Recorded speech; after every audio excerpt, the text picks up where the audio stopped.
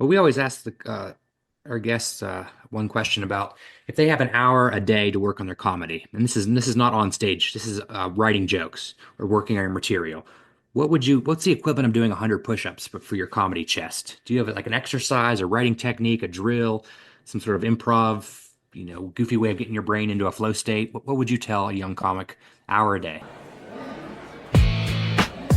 Greetings, everyone. Come on in and have a seat up front for the Funny Muscle Podcast. If you're here, then you're looking to learn how to create laughs like a pro. So please help me welcome to the stage your co-host to help you do that, economics professor and open micer Chris Stifler and comedian turned author Mike Lucas. When we sit down to write, a lot of times we have a really good intention. We really want to, like, I have an hour. I want to really be funny. I want to create something. I want to give myself something so that when I go on stage later, I'll have something to work out, so at the open mic or even at the paid gig. And so I want my hour of work to pay off. So instead of walking on stage with nothing, or with sort of some random idea gems in my head and just trying to riff it. It's neat to be able to have an hour's worth of techniques or tactics that I can use to different ways that I can put that material in order so that I can really execute it when I get on stage. Here's a compilation of the answers we got from talking to the comedians we interviewed on the podcast.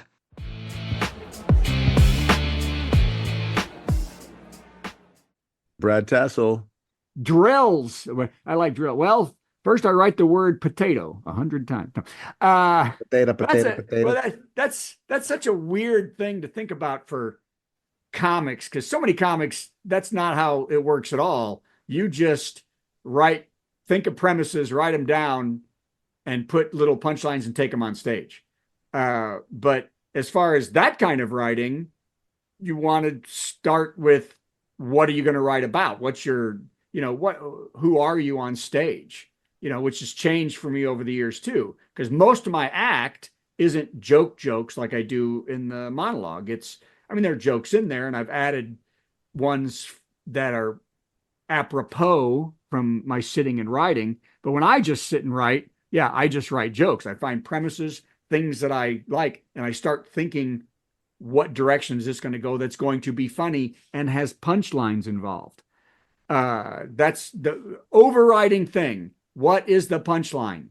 Where are they going to laugh when you write this stuff down? That over anything else, where are they going to laugh? And I think Seinfeld is of that, camp too. So, and if you're only going to spend an hour, be prepared for the hour, what have you been thinking of during the day and taking notes on where do you want to start? And then sometimes you can just start writing things out, your thoughts and, in story form, but you got to know that ain't going to work on stage ever. Where's the punch? Yeah, where's the punchline? Because you got a page of writing that's a page, even if it's double spaced. And okay, where are they laughing? I'm not sure where that is. Oh, that's a cute thought. That's a cute. No, where are they laughing? So that's the most important thing. So, but other than that, Yeah. yeah, well, I have no real advice because I don't know what I'm doing.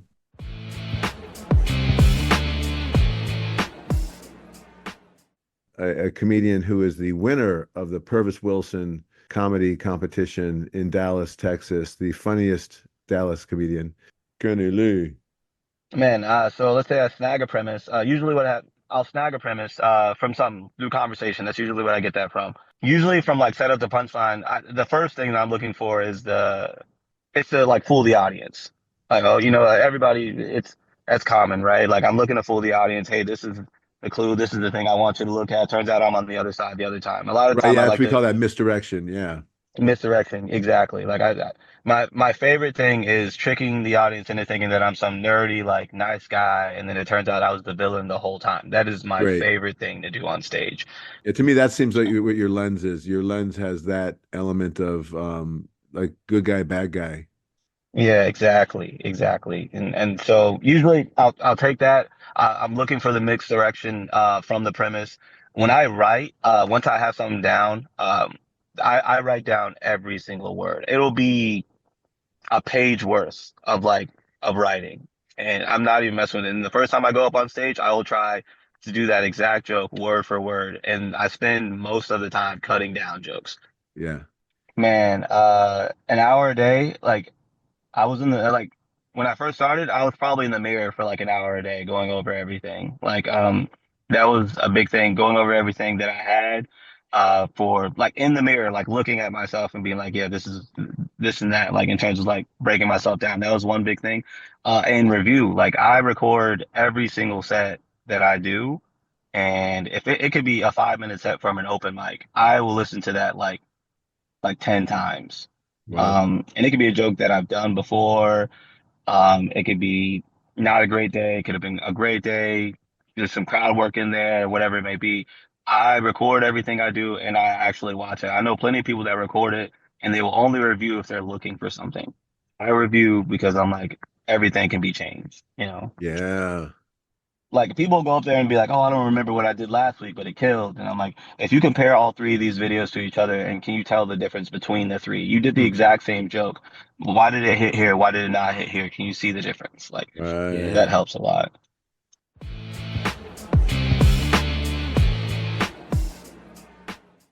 He is a American comedian and actor of Indian descent who appeared on the hit reality show Last Comic Standing 2. And I didn't know this made it to the semifinals, which is very impressive. And then he has his a full set on national television on Comedy Central's last live at Gotham. Paul Varghese. Okay, I would say like obviously all the other stuff I was saying about writing all that negative stuff down, but if you really want to compartmentalize to 1:30, 2:30, I do this thing now where I'll listen to a random podcast interview of anything. It could be from the 70s, could be historical, could be whatever. And when they answer when they ask the question, I write down what I would say. And Oh. yeah, a lot of times it ends up being like, let's say like I'm watching something on string theory, right? I know nothing about string theory. But if I was in that position, what would I say to backpedal out of it or whatever, you know? And it gets my brain going. It's almost kind of a survivalist thing. So it kind of helps with your crowd work too, saying stuff off the cuff. But Hmm. yeah. Interesting. I mean Does it anything, Never kind heard of of that. does it kind of yeah. trigger like your brain space, like your flow state that then helps you write later on in the hour? Yeah, I love that you said float stage, man, because that's a big thing for me. It's like the second you can do an activity where you're not thinking is when your best ideas come up, dude. Like when you're like, that's why best ideas come up in the shower, or when you're driving or whatever, right? But like, yeah, if I watch like an old like Dick Cavett interviewing Lucille Ball, and he'll say something and I'll just pause it and say like what I will write down or say it out loud. I learn a lot from talking out loud to myself, as dumb as that sounds, dude. Like it's Mm. because for me, uh, it's a lot better. It's when you're at an open mic, as free as confident as you might feel at an open mic, there's still variables of people looking at you and judging. If you're just talking out loud to yourself when you're driving, there's no filter. You'd be surprised where your brain will go when literally nobody there is judging you. So it makes my brain go to like kind of crazy spaces. So, but then you find that and then you reel it back in. But like, as far as like writing wise, if you're stuck and you don't know what to write about, like the interview thing is like, and I stumbled upon that myself. I was down this rabbit hole of Dick Cavett interviews. That's why I brought up the Dick Cavett thing. I just kept pausing and just like think what I would say back in that situation. And you'd be surprised where it takes your brain. So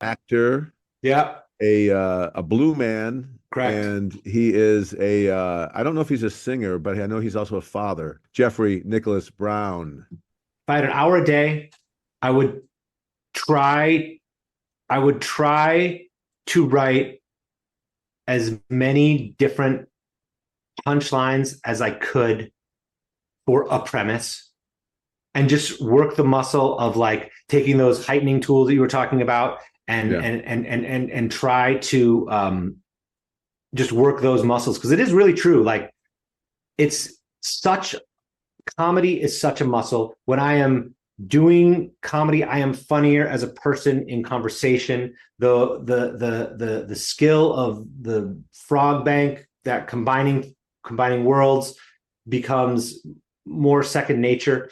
Yep. And yeah, I guess I would just keep trying to, and just the discipline of sitting down to do it and forcing yourself to do it. Be okay with being shitty at it at first. Be okay with sucking. That's the hardest thing for me, is like Tough. knowing that what I'm doing is not great and continuing to do it anyway. And that's kind of a life rule and can be applied to anything. But in comedy, you really feel it when it's not going well. It weighs heavy. It weighs heavy because it's so personal, and it's so you, and you're so vulnerable up there. When it doesn't go well, it feels extra bad. But be okay sucking.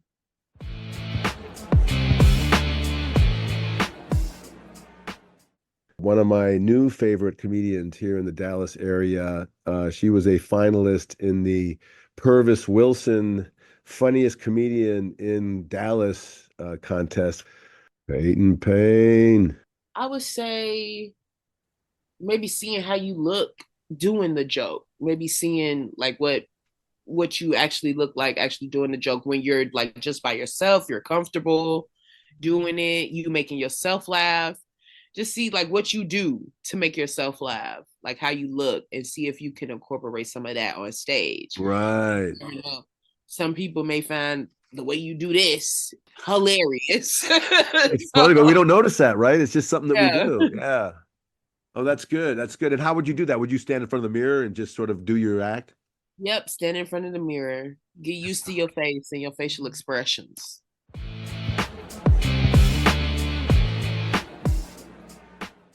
Touring comedian, actor, and verbal hurricane. He's got 4 comedy albums and 1 Comedy Central special. Jimmy Schubert. You know, it's funny. I always say this. You give me 20 facts, I'll give you 20 jokes. You give me 20 facts, I'll give you 20 jokes. 20 facts about the same subject. I'm sorry. That's right. Well, especially if you're working on a bit. So you're armed with facts now. So you have facts as your guideline. I don't mean I'm going to turn those all into hilarious fun jokes. That means they're going to be the fact is to set me up that this is true, and go into the bit. 20 facts, 20 jokes about the same subject matter, which gives you so that you can talk about something intellectually, or you can talk about like in a way that makes it unique because you've armed yourself with facts. I mean, I would work on my vocabulary constantly. I would work on my vocabulary. I would work on I find myself like a word of the day and just try to use that in conversation. Maybe I can slip it in my act. Or, whether it's, the ubiquitous, the ubiquitous them. Who? What do you mean they? They told you. Who's they? They, the ubiquitous them. Who's the ubiquitous them?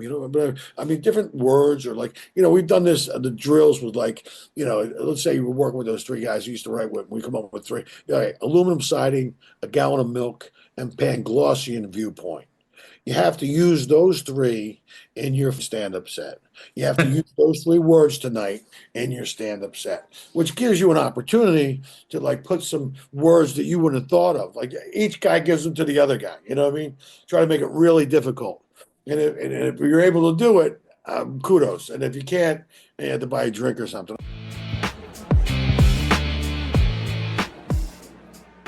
One of the finalists from the Dallas Comedy Club's Purvis Wilson Funniest Comedian in the city. He is one of the up and coming talents in this area. Kane. Oh man, just going over your set. If ideally, if you're hitting, a mic every day, that means the next day you can look over that set. Or if you're working on like, if you're really like, you're like, I got this one joke and I really need it to work. You watch, all your videos of that, see how you did things differently, figure out what you want to do the next, because also ideally you're hitting another mic that night or you have a show that night. And that's another thing I'm trying to get into this year is like not being afraid to try new stuff at shows. Yeah. Yeah, because like you want to do well and you want everyone to have a good time, but also like I'm trying to work this joke to get it to the best level possible. I've had a problem before with just abandoning jokes too quickly because I'm like, it's not working. It's not working. All right, it's gone. So this year I'm really working on if it's not working, keep working it, keep working it, keep working it. Something's going to come out of it. And even if nothing comes out of it, at least you worked your writing muscle, Yeah. and you can always just put it to the side. And in a year, when you're an even better writer, maybe you'll think of something different to change the angle on it. I'm an on stage writer. Yeah.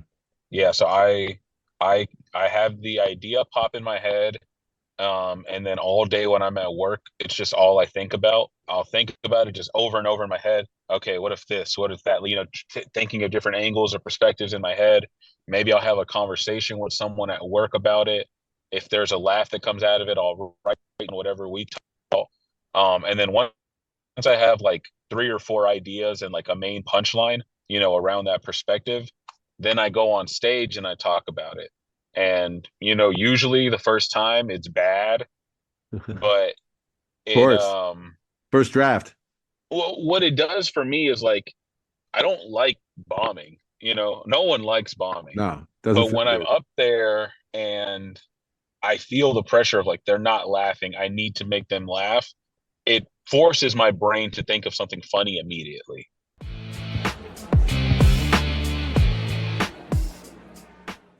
I guess it maybe might be 5 years ago. You posted a video about how to create 100 distinctly different voices. Darren McStay.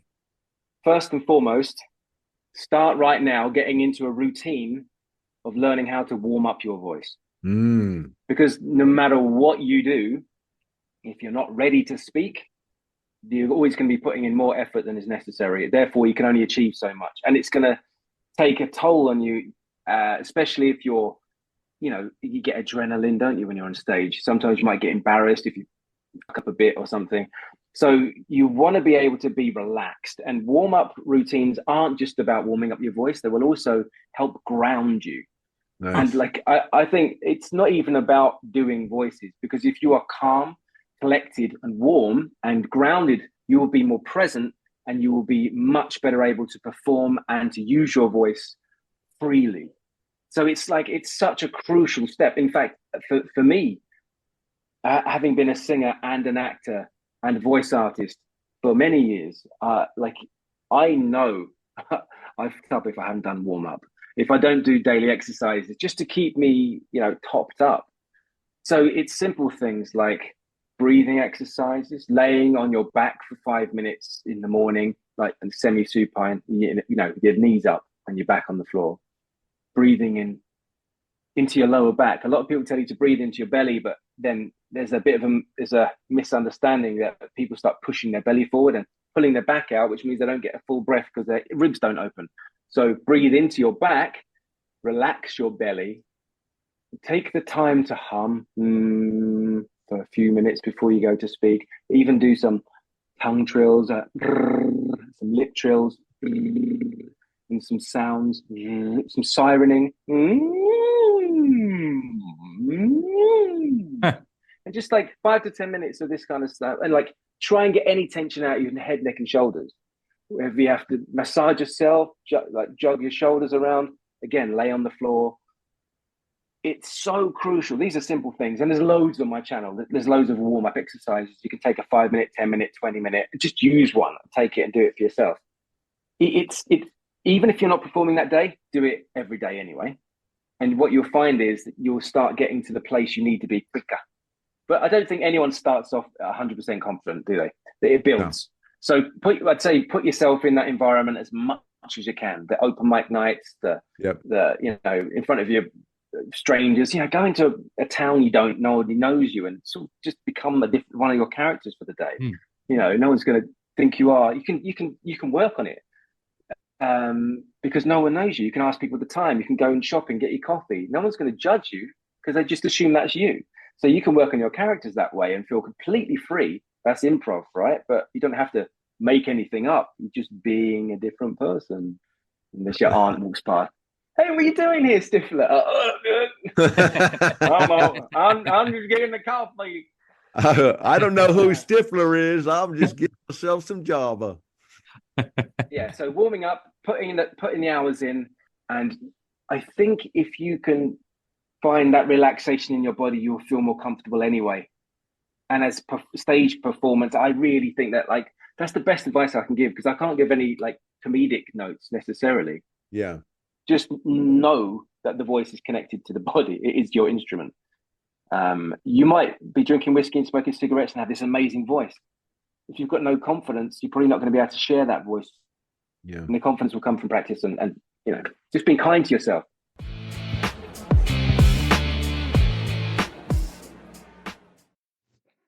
Veteran comedian and songwriter Tim Kavanagh. You brainstorm first, look up the wars, whatever, and the more you look into things, the more you'll find jokes in them. Yeah. Um, you know, Battle of the Bulge. It's not a new joke that for anybody, but you can find the new thing if you dig deep enough. It's all about making connections, and and if you can take the Boer War and mix it with uh, the War of the Roses or whatever, somewhere in there, there's a wordplay thing that will come together, maybe Right. or maybe not. And when I write songs, and it's always been this way, I'm not. Um, I want to get them right, and I want to get them as close to perfect as I can. If I showed you my screen of stuff I'm working on, I will have a song title and draft one, draft two, draft three, down to draft 34, draft 35, draft 36, Yeesh. because it's like it's just not quite right. And if you can find just the right thing, the thing that makes you happy, you know, whether they laugh or not, at least it's like, well, I think that that's the way to do it.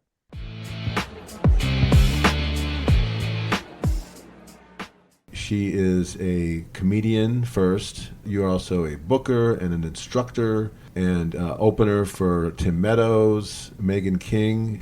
I like the joke a day concept that you were doing, but then I would have to do like a listing exercise or something to make that joke into an actual chunk or bit. Because if you're writing if you're writing for an hour, I feel like at the end of that you should have a good 2 or 3 5-minute bit, right? After an hour of writing. It doesn't have to be writing. It could be drills. It could be free writing. It could be mixed, word maps. It could be. So how does listing work? Yeah, tell us about the listing. I've never heard that. So say like you're writing a bit, and almost every joke has a comparison in it usually, right? Yeah. So then you're going to be listing the things that you're comparing to, like all the different avenues. Because if you really go into a crazy list that's extremely long, you can find almost even different jokes in there. Connections. Because there's so many things to be sharing. Yeah, and Nice.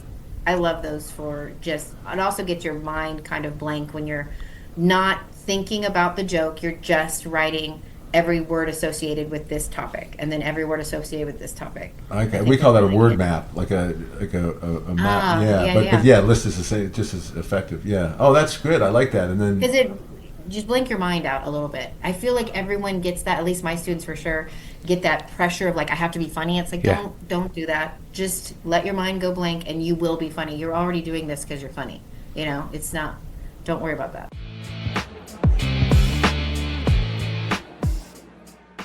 you've seen him on Seinfeld. You've seen him on Martin. How High? I'm reading your credits here. Can you tell his latest special, Who the Hell is Dwayne Kennedy, is awesome, and it's, believe it or not, his first full-length comedy album. So he's been in the business for quite a while. Dwayne Kennedy, woo, chicka chicka.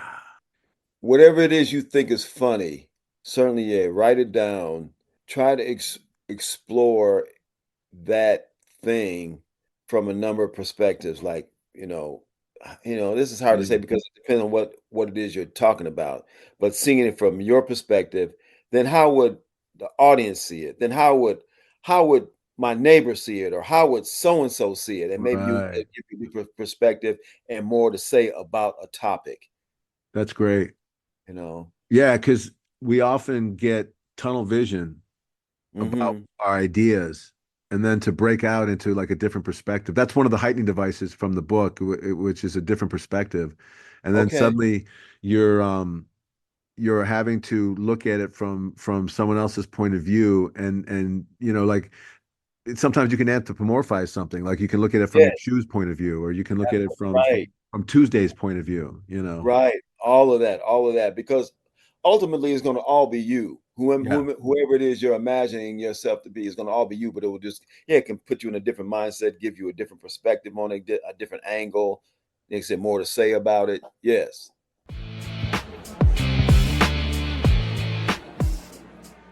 He specializes in this world of comedy branding. David Uribe. So something I do on a daily basis, it doesn't matter the hour, but it is in the morning. I wake up nice and early, and I set a timer on my phone, either for 10 minutes, 15 minutes, or 30 minutes. And I use Notion for like just brain dumping, and I literally just start writing. I treat it like a journal, and every now and then I give myself a little list within that. I'll say 10 things that I hate, or 10 things that annoy me, or 10 things that that I'm passionate about, and I just start listing them, and that kind of starts to fuel some of the comedy. Like, why do I love that, or why do I hate that? Like, there's something there that we can tap into and turn into a bit. So yeah, setting a timer, just free flow writing, treat it like a journal, and kind of give yourself a little parameter of like, what are 10 things that frustrate me, excite me, infuriate me, like something like that. That's kind of my version of it.